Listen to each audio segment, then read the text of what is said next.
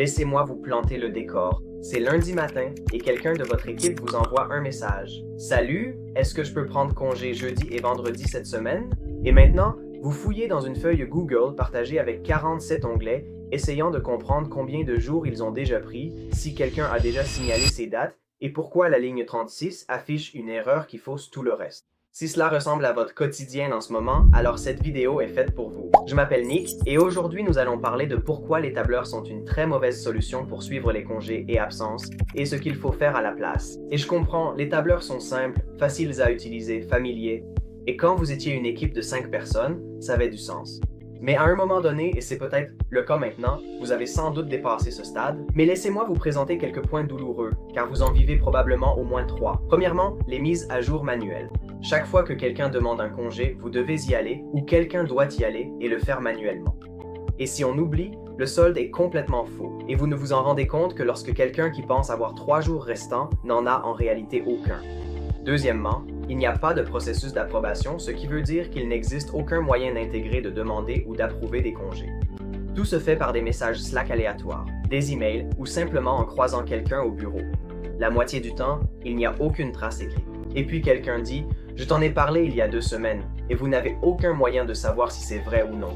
Troisièmement, utiliser des feuilles de calcul peut devenir un cauchemar en matière de gestion des versions. Qui a modifié quoi et quand? Quelqu'un a supprimé une ligne par erreur, un stagiaire a écrasé une formule, vous avez 15 personnes sur une feuille de calcul, et il suffit d'une seule mauvaise frappe pour tout gâcher. Quatrièmement, il n'y a aucune visibilité. Vous ne pouvez pas jeter un coup d'œil à une feuille de calcul et savoir facilement qui est absent cette semaine, la semaine prochaine, le mois prochain, ou même jamais vraiment. C'est important parce que vous ne savez pas si votre équipe est couverte ou si 3 personnes réservent accidentellement les mêmes congés, ce qui va forcément perturber les délais des projets ou simplement le fonctionnement de l'entreprise en général. Et enfin, cinquièmement, cela ne passe pas à l'échelle. Dès que vous ajoutez un deuxième bureau, des politiques de congés différentes selon les pays, ou que vous devez gérer les droits acquis ou les reports, cette feuille de calcul devient un travail à temps plein et vous n'avez tout simplement pas le temps pour ça. L'outil dont je veux vous parler aujourd'hui s'appelle Vacation Tracker. Et oui, je suis un peu partial parce que je travaille ici, mais je pense vraiment que c'est aussi utile que ce que je vais vous présenter. Ce n'est pas une énorme plateforme RH avec une tonne de fonctionnalités que vous n'allez pas utiliser.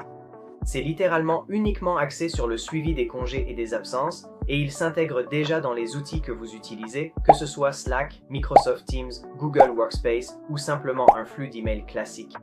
Et ce dernier point est important, car personne n'a envie d'apprendre à utiliser une nouvelle plateforme. Cela signifie que si vous utilisez Vacation Tracker, il s'intègre déjà à votre environnement de travail et les gens peuvent demander des congés, approuver des congés et vérifier qui est absent, tout au même endroit et sans changer d'outil. Voyons maintenant quelques fonctionnalités de base qui sont importantes lorsque vous passez des feuilles de calcul à Vacation Tracker. Tout d'abord, demander et approuver des congés est extrêmement simple.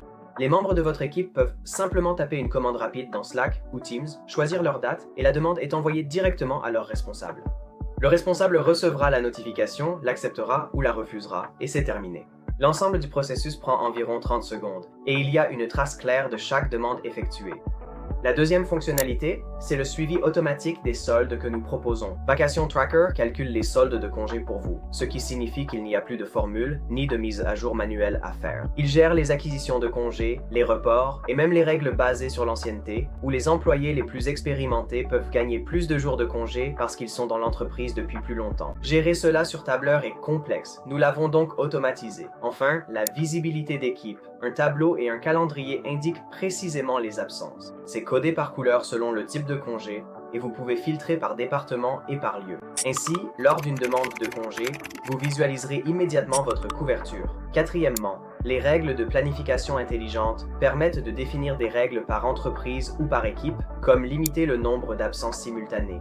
Vous pouvez exiger un préavis plus long pour des absences prolongées et vous pouvez même bloquer des dates critiques. Ce ne sont là que quelques-unes des fonctionnalités, mais ce sont d'excellents garde-fous qu'un simple tableur ne peut pas offrir. Et enfin, la génération de rapports. Si vous avez besoin d'extraire des données pour la paie, de générer un rapport pour la conformité ou de visualiser les tendances de congés dans toute l'entreprise, cela ne prend que quelques clics. Oubliez l'export de tableurs, le nettoyage et les tableaux croisés. C'est un gain de temps énorme. Je devine votre pensée. Votre équipe est réduite.